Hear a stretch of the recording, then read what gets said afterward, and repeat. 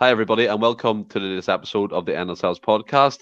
And thankfully, there's no big script to read out today, so we'll crack on with the show. I'm joined by two show regulars, Anthony and William. How are you both? Very well, mate.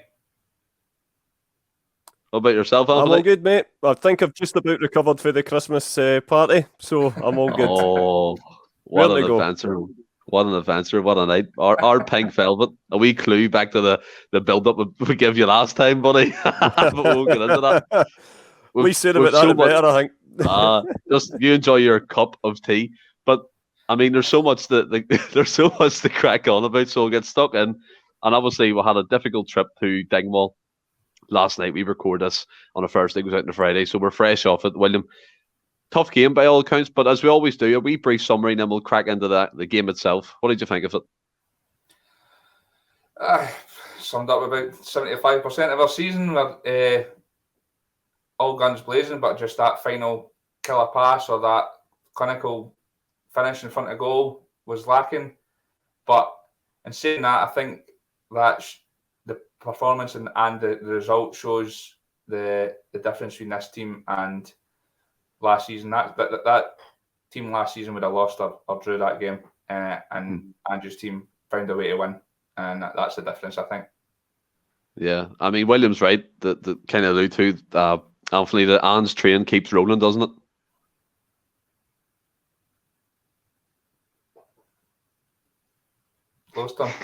Lost you, Tony.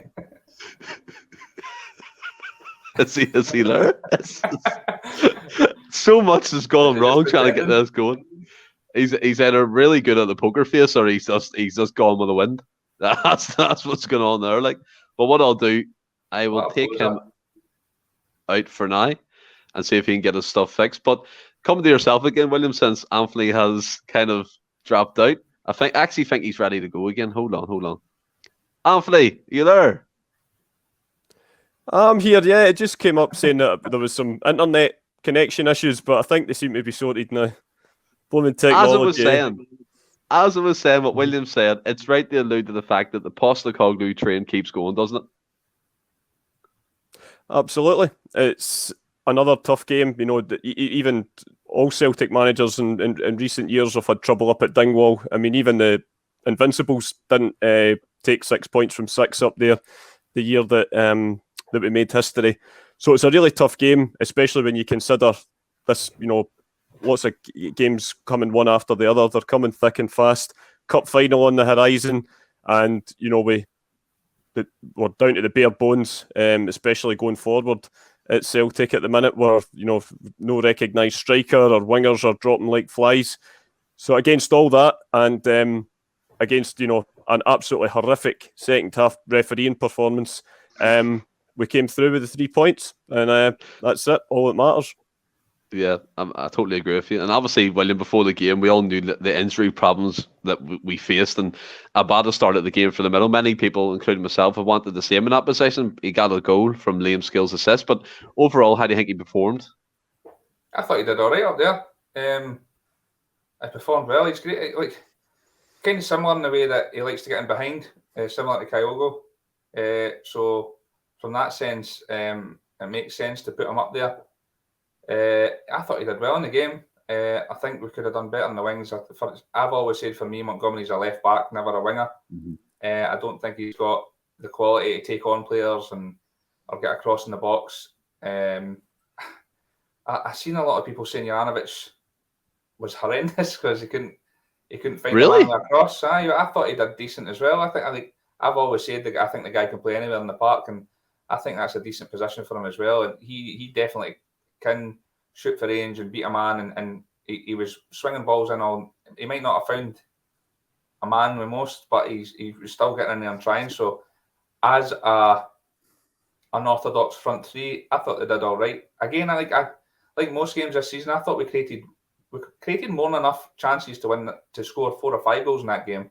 Yeah, it's just not clinical enough, which is understandable with the team that we put out, and like Tony said, we're down to the bare bones. So all that matters is we got the 3 points. It's about time, I think, that Tony Ralston was knighted. Arise, Sir Tony, after that last minute winner. I mean, Absolutely. I mean, I know what you're trying to allude to here, William. All the stuff I've said about Ralston in the past, and he's made me eat my words. But we're going to actually come on to him, so he'll play a big part in the show. Don't worry. But I think William's right, Anthony, in regards to not being clinical, and that's to be expected when you're kind of playing with a left back up there, Montgomery. And I totally agree with you, William. I don't think he's a left winger at all. To be honest, I thought that showed in the game against Betis. He couldn't take on his man. Transferred to Dingwall, he didn't really do it either, to be fair. A batter for the middle, Anthony, he got his goal. Obviously, we missed Kyogo, but he played decent, I thought. And then Juranovic further up the pitch. And I think as well, William, I haven't really seen any kind of people saying that he was horrendous or he played bad. The big issue for me is he's crossing balls into the box in good areas, but no one's gambled and taking the runs in. So it could be a bit of both in that type of thing. But how did you think, Anthony, the front three performed as a collective?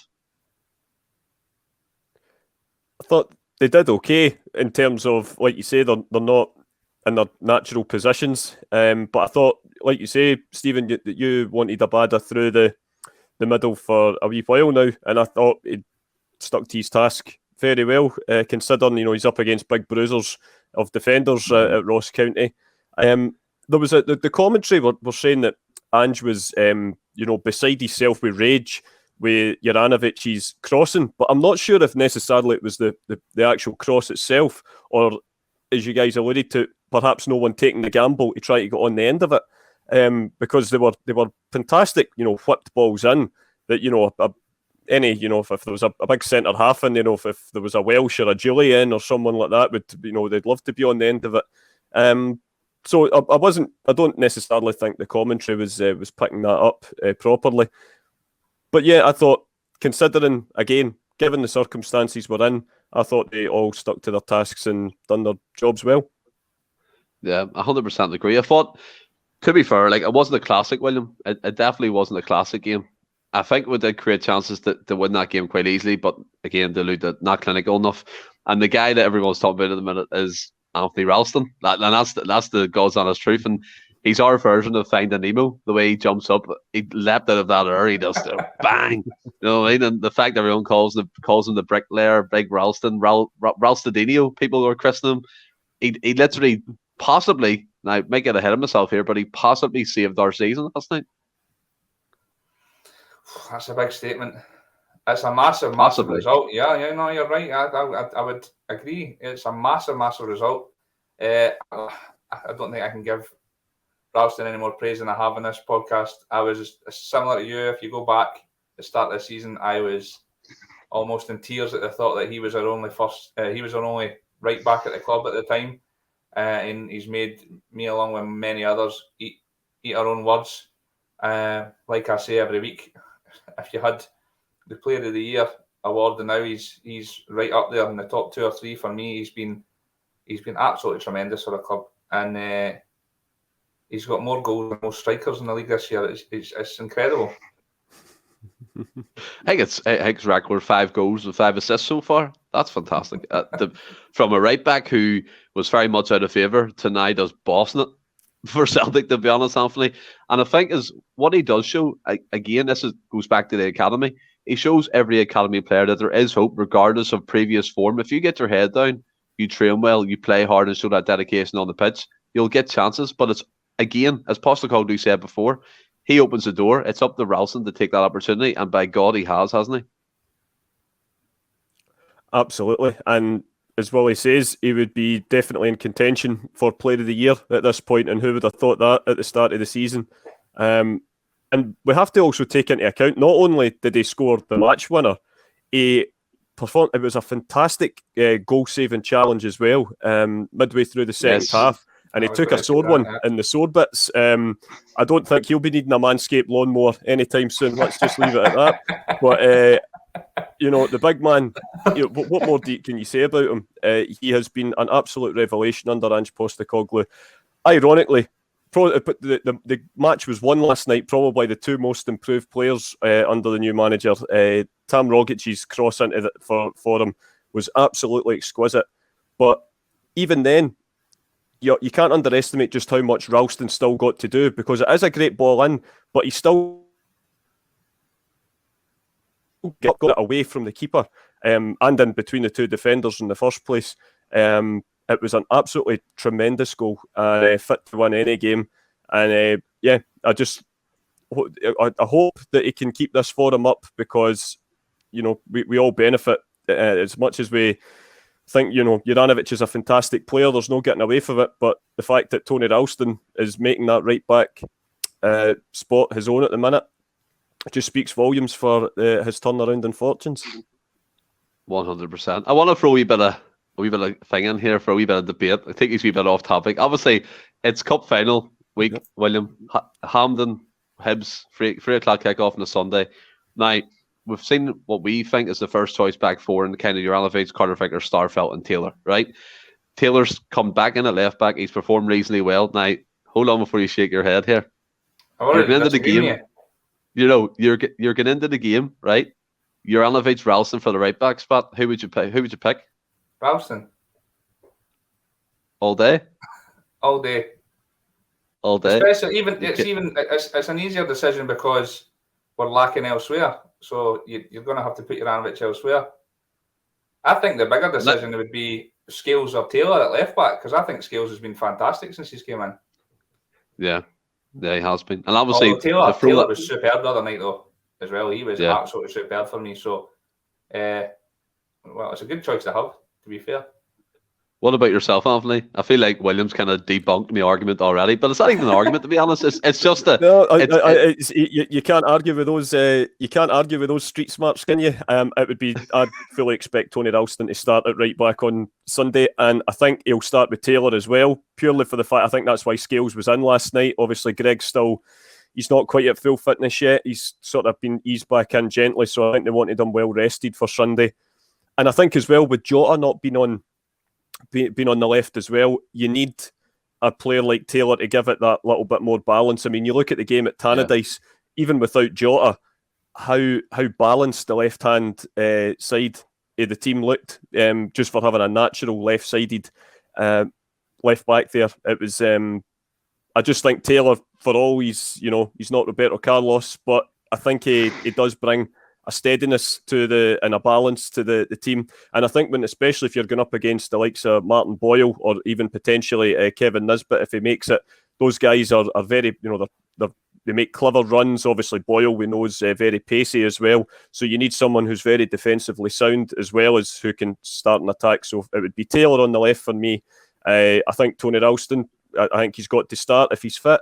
And like you say, as Willie says as well, probably through circumstances surrounding James Forrest or anyone else, we don't know who's going to be fit. It might well be that Juranovic will be further up the park as well. So I'd imagine all three will probably feature in the pitch at some point. I think that's, by the way, Stephen, I feel like we kind of shot you down there. Like, I think you made a fair point. Like I said, if all our front three were fit, or we even had our second front three fit, because everybody's injured, then it would have been a much harder decision, and I would have had to. But the fact that I think Juranovic is going to play much further up the park, he's going to play Tony Ralston. But I mean, we don't know if Postecoglou playing some main games around Kyogo. He could be fit. Do you know what I mean? So it's kind of, with a battle grip, go back out to the right hand side. That's where I was going with that, and then who would start right back? Yeah, I would put Abad on the left and Juranovic on the right. That's fair, and then take Montgomery out then to take it. But I mean, see what's in the game last night. Now, remember the training clip that came up very early on in the season, kind of the mic'd up section, and Postecoglou alluded to the fact that we don't stop basically until halftime when we rest up, and then full time when we win and celebrate. Was that for you, William, last night? Kind of like the blueprint of what Postecoglou wants from the Celtic team, the way we just relentlessly press that game until we got that fatal goal. We pinned Ross County back most of that second half into their 6-yard box. Is that coming to fruition? Even though it's not pretty, but it's the mark of a team who knows how to win, whether that's nice attacking football or grinding a result out, isn't it? Yeah, definitely. I think we're defensively we're much more solid. Again, it's another set piece, another corner we conceded last night. But other than that, I don't think I was never at any point worrying about us conceding. So it helps that we're more solid then, that we can drive forward. But I think you're exactly right, and I think the captain epitomises that more than anything. He didn't have his best game against Ross County, but he never ever head away for the ball. He was always coming short. Give me the ball, I'll pass it. Even when he was giving it away. And when he does give it away, he's chasing the man back 40 yards to win it back. And he's the driving force behind the whole team for me. Like I said, he didn't have the best game, but he was the one that grabbed it by the scruff of the neck, and it was as if he was the one forcing everybody, come on, let's get forward. There was a few players that were a bit off, but even like the Turnbull and stuff, and Turnbull still having the pot shot for outside the box, which I love to see. We're not always going to walk at the net. We need some variation. I thought the pressing was great last night, and to be fair, like the team with the first 11 we put out last night, you're like, this is going to be a tough watch, but they played some wonderful football still. Honestly, could have scored so many more goals. It's so pleasing to see. The football we're playing is just excellent. Going forward, just superb to see. I think as well, you made a great point at the start of the show when you were surmising the game, William, in terms of last season we would have kind of either finished that game in a draw or lost it altogether. And that brings me on to you, Anthony, in regards to what Postecoglou's brought to the team. And again, not to kind of disrespect any regimes previous or prior to him coming in, but it's a marked difference, because we've seen last season, we conceded goals, it was heads down. It was just like that. And the game was kind of up in the air. You didn't know what way it was going to finish. Draws, or teams getting goals in the last literally minutes against us. They lose games or draw final games. But what's in the game last night, it just showed me, in my opinion, that this team's fully bought into the way Postecoglou wants to play. Even the reserves coming up, Owen Moffat coming off the bench, the way he played, just that football, it was fantastic to see. Not pretty all the time, but as William said, the pressing was effective. We got into great positions, and we could have scored many more goals if it took the opportunities. Yeah, and possibly, our more recognised offensive players would have, put them away. But it's just such as life. We needed a world-class right-back to save us yesterday. But I think it's, you're absolutely spot on, Stephen. He's, whatever he's trying to message he's getting across on the training pitch is absolutely getting through to the players. You see that, and I know this is going to sound perhaps a bit sort of, off field a bit, but I think it's even just the way the players celebrate a goal. You even see that the Manchester United team of the 90s and the 2008 team were always notorious for that as well. The minute they scored the goal, everyone would go over to celebrate. It was all like all that in it together sort of thing. We've had it with some squads, but there definitely was a point, especially last season, we pointed it out, I actually think, on a couple of shows, when a player would score and only one or two would go over and congratulate him. This just seems to be a total team effort right now. Everyone's pulling in the same direction, and when you get, like I say, a win's a win, but there are some wins that feel a little bit more season defining than others. And last night, I don't know about you guys, I know it's maybe because it was last minute or whatever, but last night felt different. Last night felt as if, like you say, this time last year, that would have been another 2 drop points, or we may even have lost the game. But we, despite everything flung at us, we found a way to get the 3 points. And that's a good habit to have. And I hope it continues for a long, long time to come. Well, I'll tell you one thing about last night. Watched it with my granda, who's 78. He won't mind me saying that, by the way. And the last minute goal, he managed to bounce up off his seat, and we celebrated and hugged each other because it was absolutely fantastic, William. And I, as much as people say you're celebrating the last minute victory against Ross County, it's from the shite that was seen previously that wouldn't have happened. And now we're coming into this season with fresh views, optimistic. We can look forward to the future and see what's actually going on the pitch. We can see a plan, a style of play. And come to yourself, as Anthony said, it was special.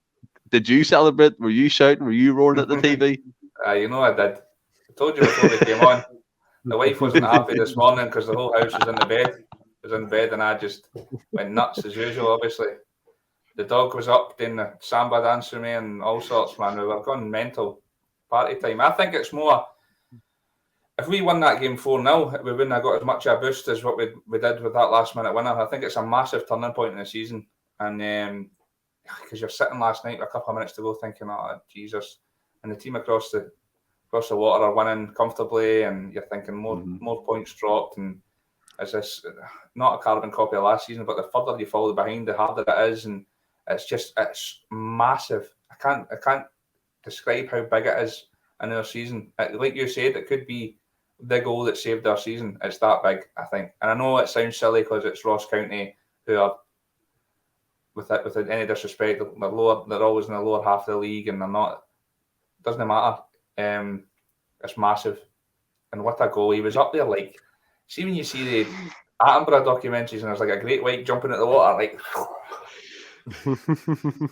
what a player! What a player!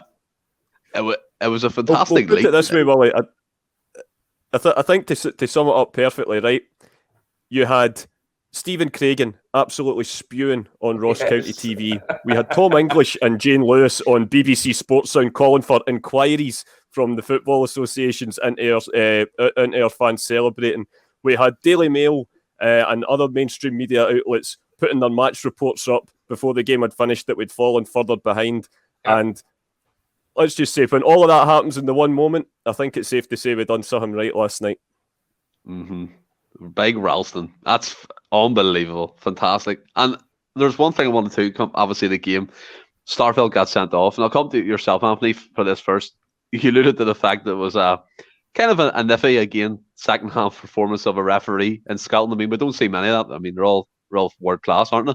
But you look at it, right? I didn't know Starfelt was booked. From the TV coverage I was watching, I didn't know he was booked, and the next minute he was getting sent off. Apparently it was to do with the whole elbow to the face, which again wasn't caught. He was bleeding, busted nose. Of course he's going to be angry and irate that no one's seen it and no one challenged the player who done it. But what was your take on that? Because for me, looking back on all the events, there's people saying he should get up and get on with the game because it's a hustle and bustle of Scottish football. But then again, it was a hand injury. He was down on the ground. The play didn't get stopped. You're going to be angry, aren't you?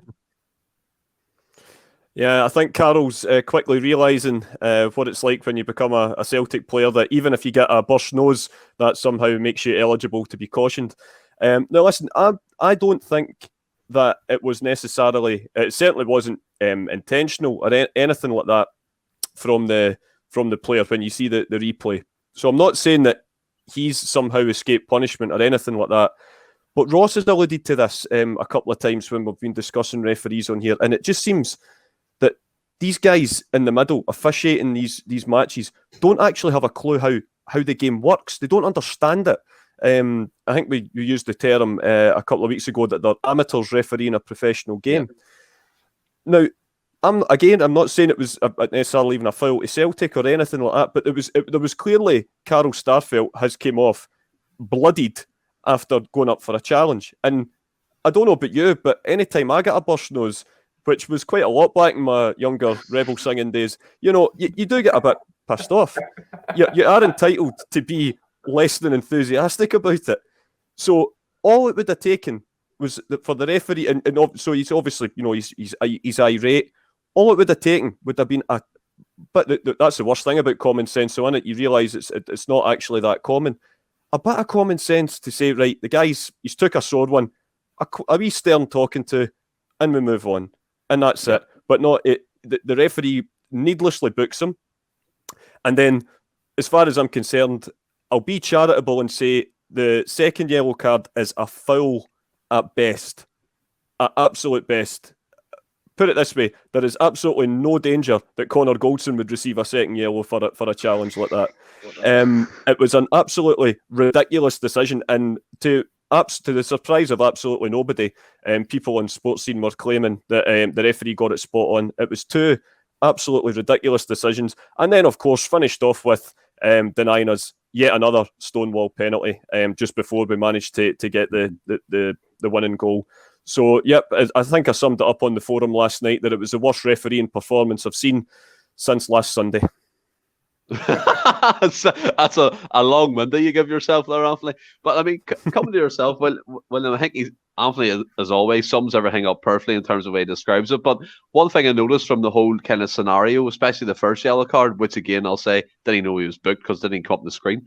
But Joe Hart is quickly realising Celtic players get booked, and he was up at him saying, calm down, calm down. He gave him a wee kick on the ground as well. And for me, that was brilliant to see, because he knows, as Anthony said, how quickly it is to get a booking when you're in that shirt. And even the red card itself, William, the performance last week was a shambles, and this just adds again to the whole the whole thing that we're saying about referees in Scottish football, doesn't it? Yeah, I mean, the regular listeners or regular subscribers will know that I'm not really a ref basher. I'm not one to be like, oh, it's for everything's against us and the rest of it. But what Tony says bang on with, like, that guy's been elbowed in the mouth. He's going to be irate. I think, like, I can understand you get booked for dissent, but come on, common sense, like you say. And this isn't green and white specs on and all the rest of it. It's happening throughout the whole league. There's like, what was it, a weeks ago where the Motherwell player, the fan pretty much went to Aberdeen player. Aberdeen, and he got booked for it. And you're like, what? So it's throughout the whole league. So we're not sitting looking at this and saying it's like refs against Celtic and whatnot. It's the level of the referees is just it's not great.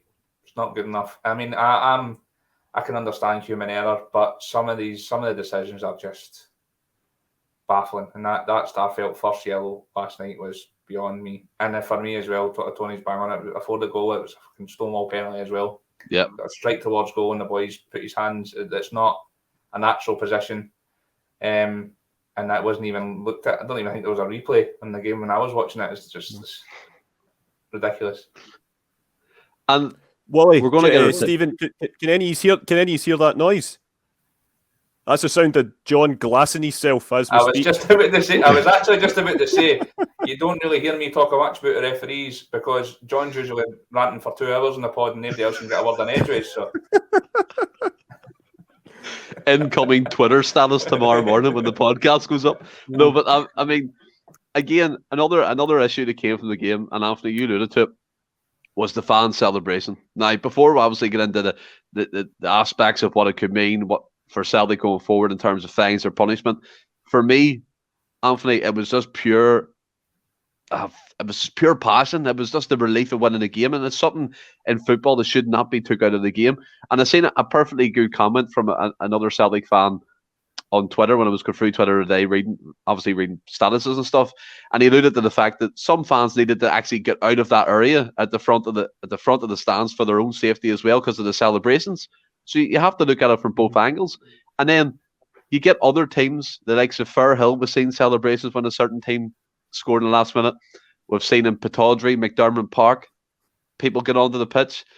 But why do you think we're pigeonholed all the time with investigations? And I know fine rightly what you're alluding to, the fact that on BBC Sports Sound, I think it was, that we're calling for investigations straight after the game. And it's like, what?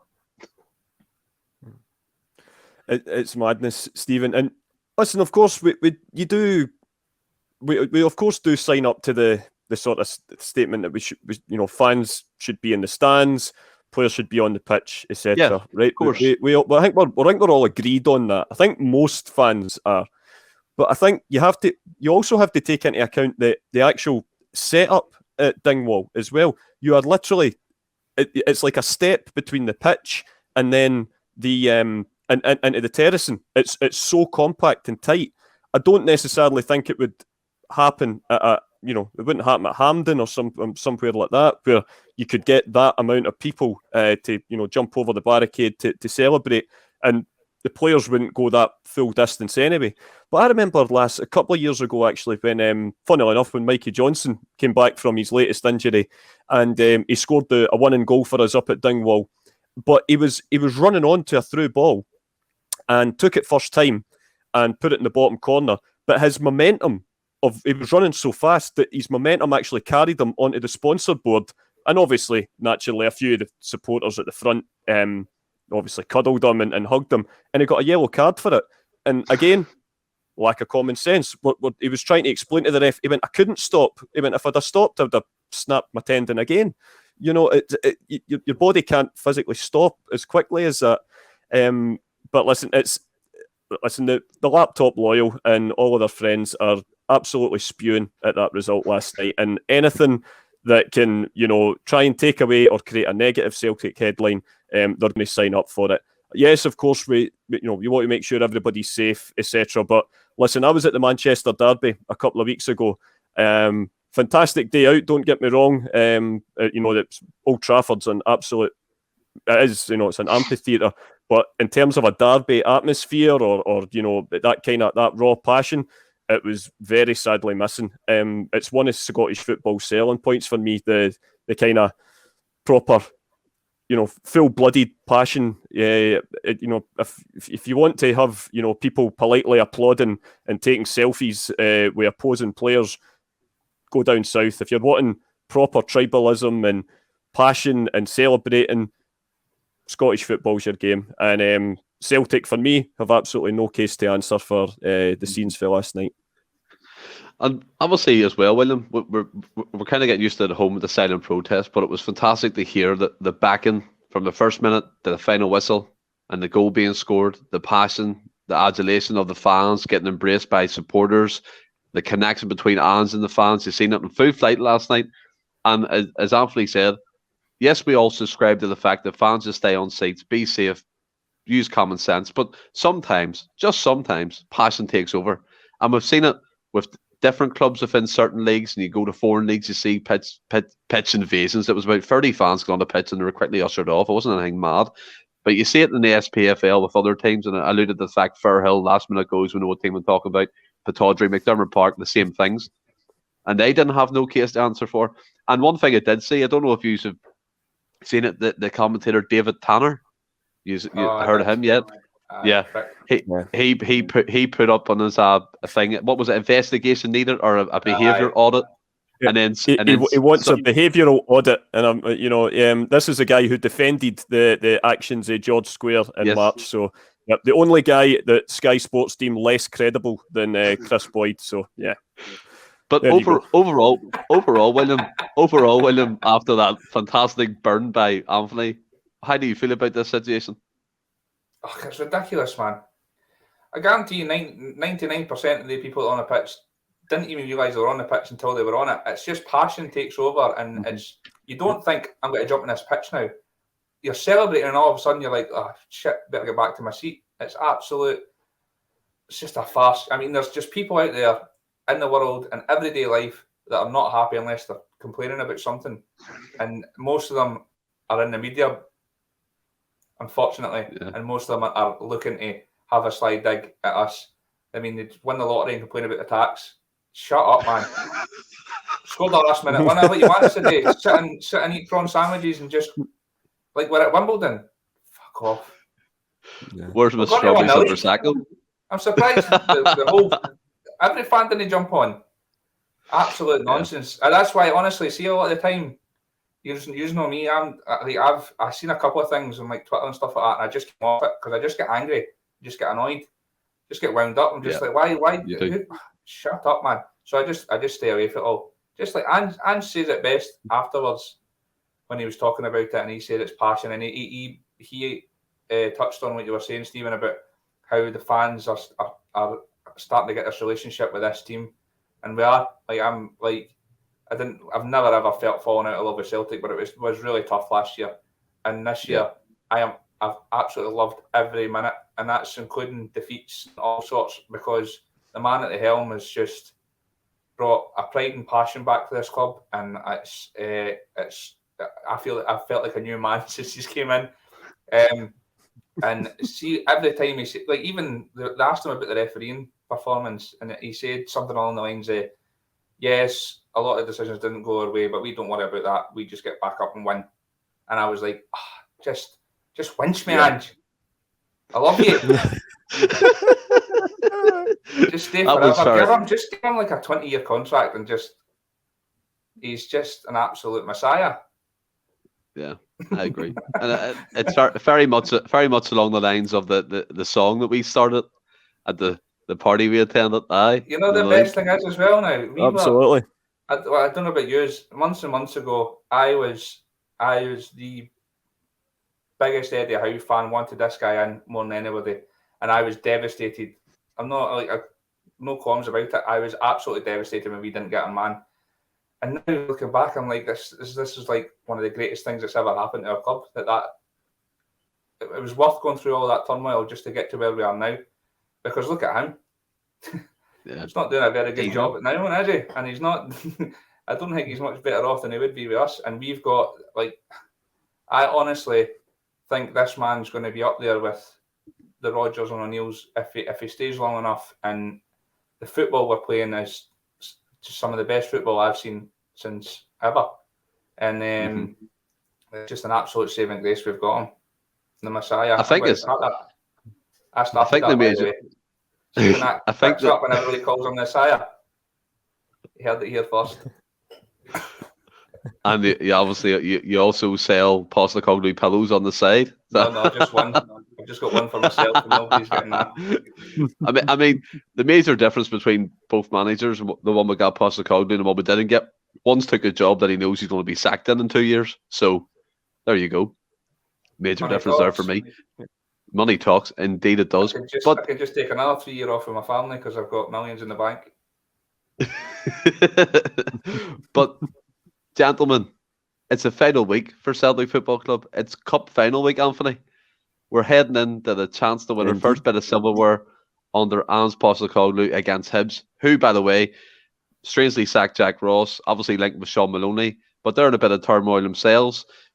I'm kind of suffering from a bit of PMS already, a bit of pre-match stress. It's just playing on my mind and going over and thinking about different outcomes and different ways it can go. And you obviously have to weigh all this up, Anthony. But final result last night in Dingwall, looking ahead to the weekend, what's the feeling? I'm certainly feeling a lot better at 96 minutes than what I did at 95, I must admit. But yeah, you're absolutely bang on, Stephen. It's cup final week. You know, it's one of these showpiece occasions in Scottish football. And I think it's incredible, considering where we were in the summer, that Ange has got us to a position where we could potentially lift our first bit of silverware under him. There are pros and cons. I've read both arguments regarding the reintroduction of the League Cup being played out and the final being held before Christmas. You know, some of the guys, that was always its traditional time way back when it started, and then sort of the late 90s up until 2016, they sort of jigged it about and made it, you know, the final wasn't played until usually round about St. Patrick's weekend in March. So there's pros and cons to it, and I can understand both sides, but personally, I like it's not the League Cup's a strange tournament because there's obviously no sort of, not that we really have to worry about winning cups to cement European qualification or anything like that, but the League Cup's, you know, it's 50 years younger than the Scottish Cup, so it does lack that sort of, you know, mystique and prestige that the Scottish Cup does. But by the same point, it's one of the 3 major trophies that Celtic realistically can challenge for every year. And believe me, I've been on the terracing at Hampden when we've won League Cup finals, and I've been on it when we've lost them as well. And they're not nice feelings to lose, trust me. Anyone that deems it a Mickey Mouse competition, just try being behind the goals when you're losing a final at Hampden, which I hope won't be the case on Sunday. But no, what I like about it as well, being at this time of year, is I think Brendan Rodgers touched on it in 2016, and Wim Jansen did way back in 97 as well, when it was still held before Christmas as well, that should we be successful on Sunday, it gives the players that little more evidence to believe in what Ange is trying to say. It gives them something tangible to show for the work that they've done from the summer till now, and hopefully it would then give them a shot in the arm to get them through to, you know, the winter break, and then to continue on to the rest of the season. This is a team that's largely used to winning things. There's a lot of the quadruple teams still about, or certainly a lot of the mainstays. But Callum, of course, being the most important one. But there is a lot of new players as well. So there's that hunger there as well. You see it in the eyes of guys like Joe Hart, you know, serial winners. He'll be desperate to add to his medal collection on Sunday, I'm absolutely sure. But as well, we've got a lot of youngsters in the team. They'll be wanting their first honour as well.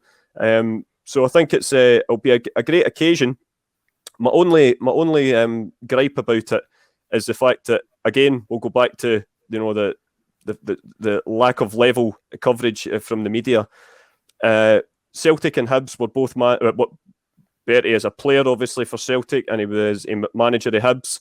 I remember back in 2005 when Rangers played Motherwell in the League Cup final, and there was a big campaign from the media, which the SFL ended up agreeing to, and they renamed it and dubbed it the Davy Cooper final.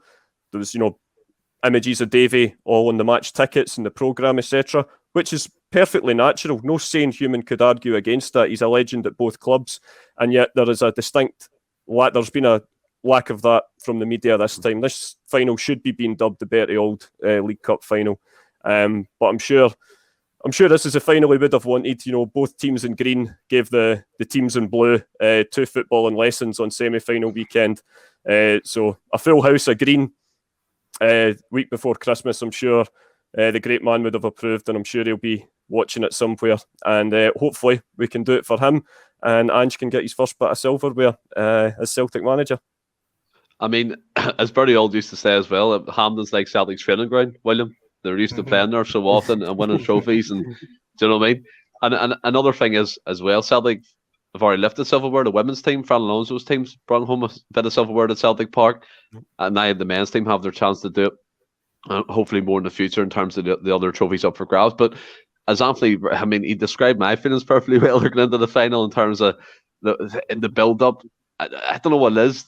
I can't concentrate knowing this is coming. It's weird. My brain goes on these different angles and different approaches to things. But get into the game after that final win and the bounce that last minute goal would have given Celtic, weak squad or not, it's looking up, isn't it? Yeah, definitely. I mean, it helps that Hibs aren't on the best run of form themselves. It'll be interesting to see what team he's got available to him. It's cup final weekend. I'm as excited as anybody. I think that was a great point that Tony's made about Bertie God rest his soul. I think that would be a touching. It would be very touching if they did something like that. It makes a lot of sense. Yeah, super excited. He's only been in the door a few months. He's had the turnover of pretty much a full squad. He's down to the bare bones of that, it was thin enough before, and we're even thinner now. And he's still got us to a cup final, playing wonderful football the Celtic way. I'll never take a smile off my face when we're doing that. I can't wait. I'm buzzing. And you say bare bones, but that's something that Tom English doesn't seem to grasp, going by his kind of tweets and stuff, which again is just why do it. But I mean, obviously, Anthony, the only downside could be, when you allude to the time the game is played, the time of year, is we could potentially go behind in the league. So we'd be 7 points behind. A game, obviously game in hand, but we'll have to win that. Do you think that will play on the players' minds going into again another chase in the league, a bigger chase than it was from 4 points? I've got a sneaky feeling we won't be 7 points behind come Sunday. Heard it here first. But I totally take your point, Stephen. Yeah. I mean, it is one of those things.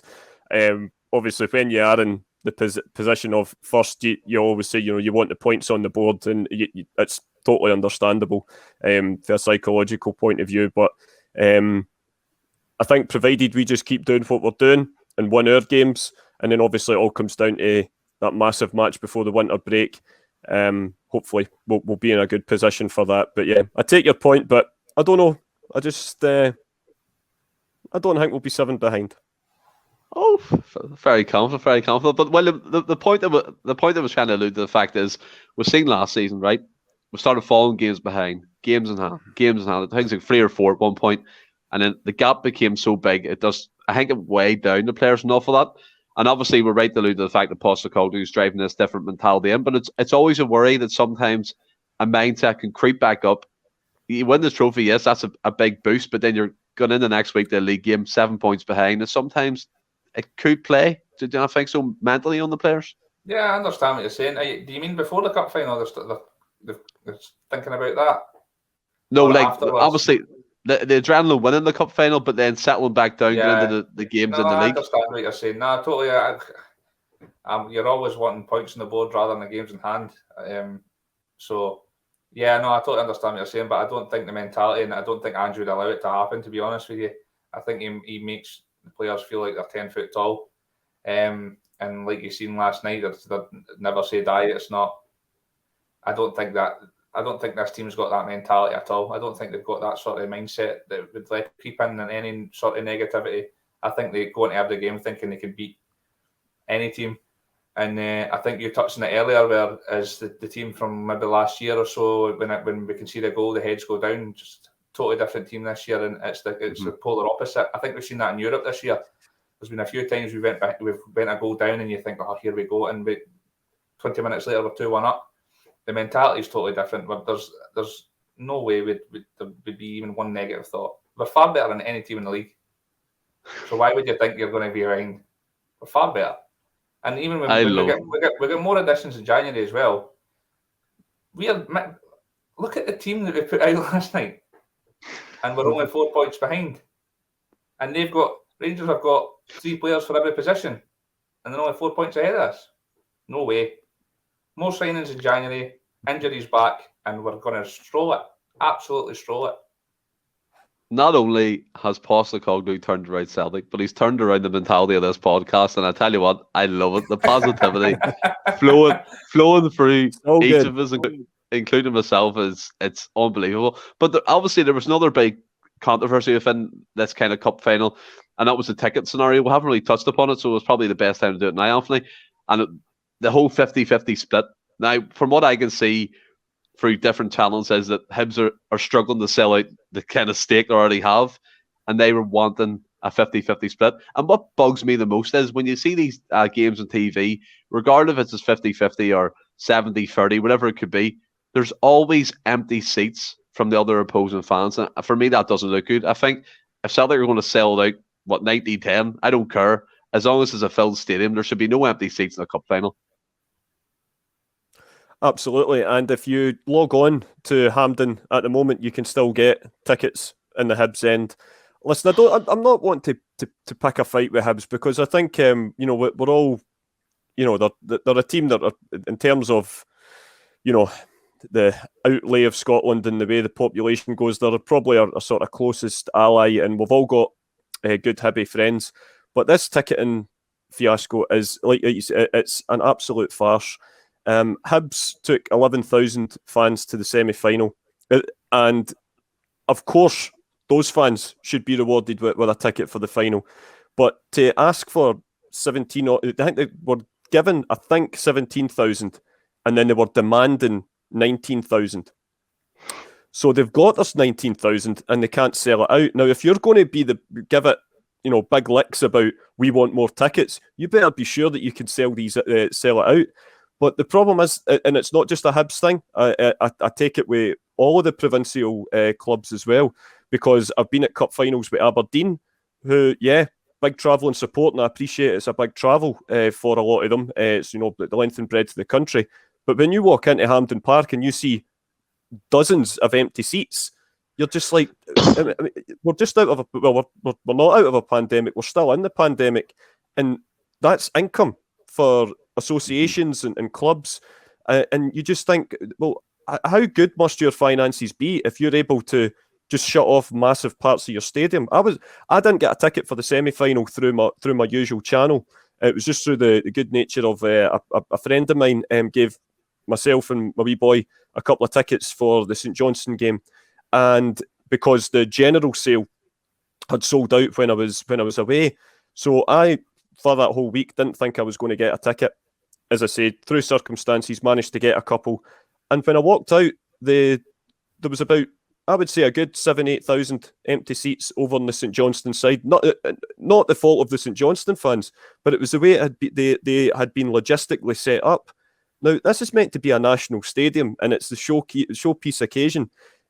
I don't know how many times we have to have this debate. If you can sell out half the ground, it's not actually fair. I was going to say fair enough. It's not actually fair on the 50-odd thousand season ticket holders that Celtic have, which was, I think, a large part of Hibs' argument that our season ticket holders are going to lose out. Well, no, you're not. You've got about 15,000 season ticket holders. Every single season ticket holder at Hibs is guaranteed a ticket for the game, and it seems like their wife and their dog are going to be able to come along and enjoy the match day as well. And again, this is not the first time it's happened with Hibs. There was a League Cup semi-final a few years ago where they gave it big licks about, we want we want half and half, and then they all came dressed as saltires. It seemed behind the goals. I just there were swathes upon swathes of empty seats.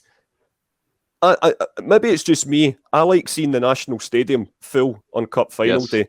Now, if that means Celtic getting a few more tickets than the other teams, then I'm sorry, but that's the game, and it'll really grate on me because I don't have a ticket for Sunday unless by some minor miracle I end up getting one the next few days. If anyone that's listening has a spare one, just get in touch with us at the usual address. But it's just on the rolling bar there. But I just know the minute that the Premier Sports cameras zone out and take in the full stadium, you're going to see blocks, probably especially in the upper tier, of empty seats. And you just think, well, you can't have been that badly affected by the pandemic, guys, if you are able to have empty seats at a showpiece final, rather than having money through the coffers and bums on seats.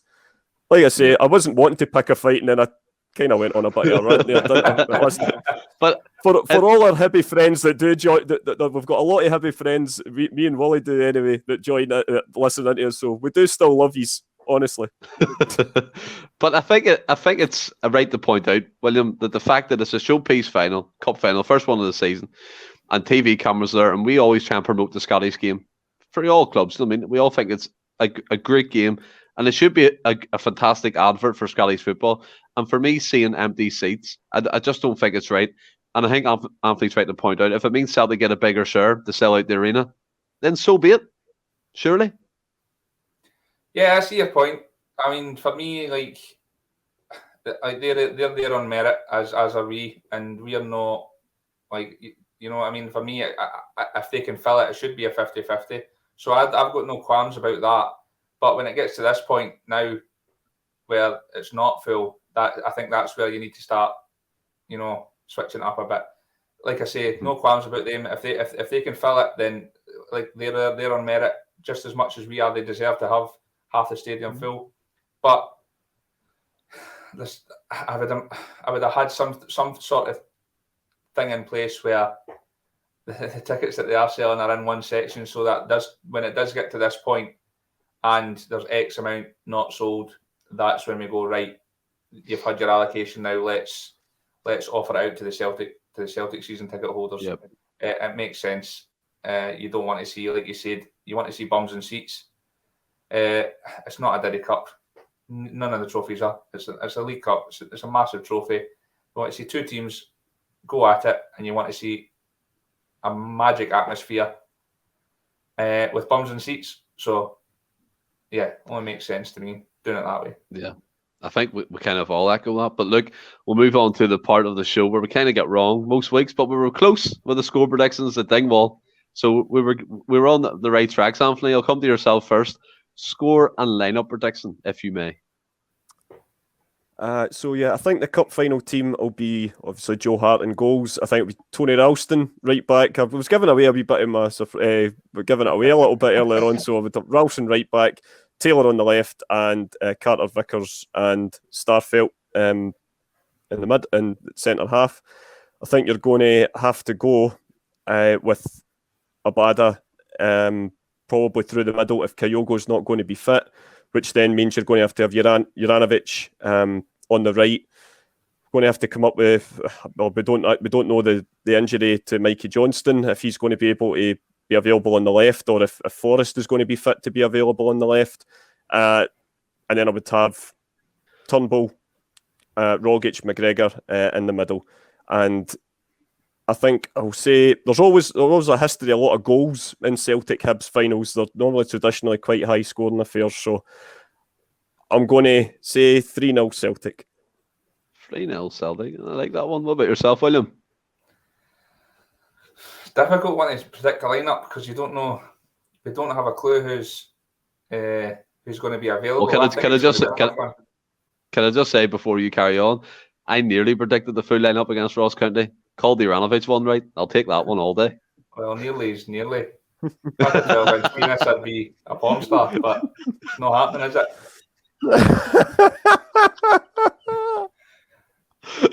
Oh God! See, if it's the if it's the only players available that were available against Ross County, it's going to be a tough decision. I'm glad I'm not making a decision on who's in the first 11. I think that I wouldn't start Montgomery.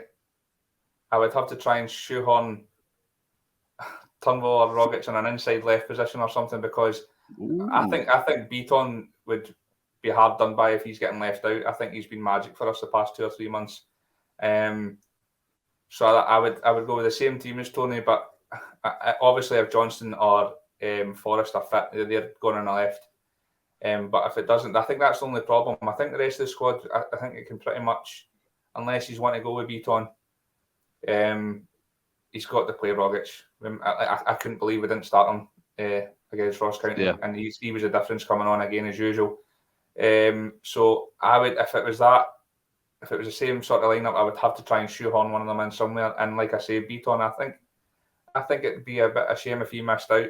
But I mean, how are you going to shoot you can't play Calmack out in the left because you're going to miss him in the middle of the park. So it's one of them. I'm glad it's a decision I'm not needing to make anyway, but I'm pretty sure Ange will come up with the right formula. Score prediction? Did you give one? Nah, I think it'll be tight. I think we'll control the game as usual, but it's just that clinical finish in the end. By the way, Giacomakis, I think, would flourish in this team. See the amount of balls we get in the box and the amount of times we get it wide, and you've got a thing for him. I know. I just think he's. By the way, I still like a Yeti as well. I know you do. Ranting for him to get. I think he would score barrelloads of goals as well. In this team, I just think somebody that's like a penalty box striker would score hundreds of goals, barrelloads of goals with the way the amount of balls we get in the box, we get it out wide quick, and we get balls in the box. I just think somebody that just stands in the 6-yard box, Pierre Van Hooijdonk, would score about 50 goals a season in this team, by the way. Because the chances to create is just incredible. So it's a bit unfortunate that when Kyle goes injured, that these are the times when he's taking a spell at the team, you want to see these other guys, and it's just unfortunate they're injured at the same time. Anyway, going off on a wee tangent there. Cup final. 1 or 2-0. Go 2-0. 2-0. Fair enough. Aye. No goals conceded so far. I'll go 2-0. Hassle-free 2-0.